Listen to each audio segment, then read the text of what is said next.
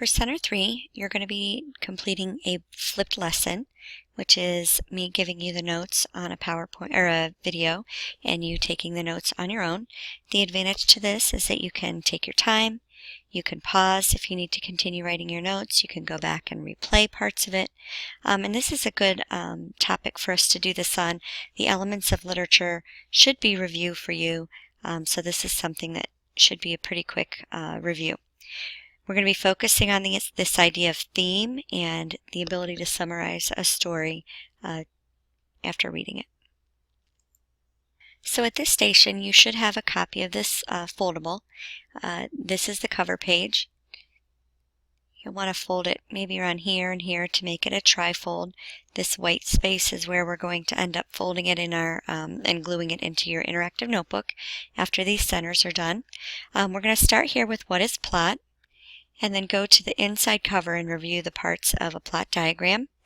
And then we'll go back and finish talking about each of these terminologies that are a little bit more specific in looking at the elements of a story. After we've reviewed the plot diagram, I'm going to have you watch a little Pixar short cartoon, and then we'll go through that story again, or the plot diagram again, looking at these elements using that storyline. So if you take out your foldable, I want you to find on the cover where it says, what is plot? When we talk about plot, it's really just the sequence of events in a story. And we say sequence because we want them to be in order. They've got to be in a sequential order to retell the story. Enter the plot diagram. So we use a plot diagram to visually organize the important details and events to summarize the story. Rather than retell the whole thing in a paragraph form, sometimes it's nice to have a little bit of a visual. So we've got this plot diagram. We have the exposition, goes into the inciting incident, the rising action, the climax, the falling action, and the resolution. So the first part is the exposition. You can see that it's made up of two different parts. We have our setting and our characters. The setting involves two parts as well. So we could have the where of the story, and it could be anything as specific as a school or a city to something a little more general, a state or a country. And it also tells when. And again, it could be really specific, telling you what time of day it is or what time of year, all the way going to a historical era, a year, a month, a season, anything that helps you visualize when the story is taking place. And then obviously the characters, but more importantly we're talking about the traits that describe them. Looking at how they act, what they say, what they think, helps us to get to know our characters a little bit better.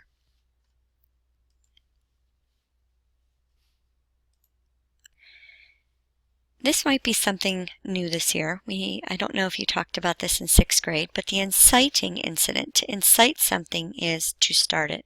I think of if you were at an airport and you yelled the word bomb, you would probably get arrested for inciting panic, for causing panic. So inciting incident is the one event that starts the conflict for the protagonist. It's the one event that really puts the story in motion. So if you think of like the movie The Hunger Games, when Prim is chosen for the games and Katniss has to volunteer as tribute, that's when the story really starts to unfold. We see her heading off to training to get ready for the games. In the book Harry Potter's got several conflicts, but when he actually finds out that he's a wizard and heads to Hogwarts is when the story starts to unfold. And the last one in Divergent, when Tris chooses dauntless over abnegation, that's when her storyline, her problems start to unfold. So once the story has started, we've got our conflict moving, we start looking at the rising action. And the rising action is a series of conflicts, not just one, but several conflicts that really build the story. And we look at conflicts in 4 different categories. Man versus man. In a man versus man, we're looking at one character who's in a either verbal or physical conflict with another character. Man versus self. This is when your main character has some kind of a struggle within himself, maybe has a big decision he has to make. Often it's a moral decision, the difference between right and wrong. Man versus nature. This could be a conflict with fire, with the weather, often with illnesses, things that are out of our control. And then we've got man versus society. And this when your character is fighting against a law or a rule that's been accepted in society. One that's not on here, as we get into maybe science fiction, you might also see one that is called Man versus Technology. But these are the four that we'll probably focus on the most this year. And again, as you put conflicts into your rising action, you should kind of be thinking about which category they fall in here.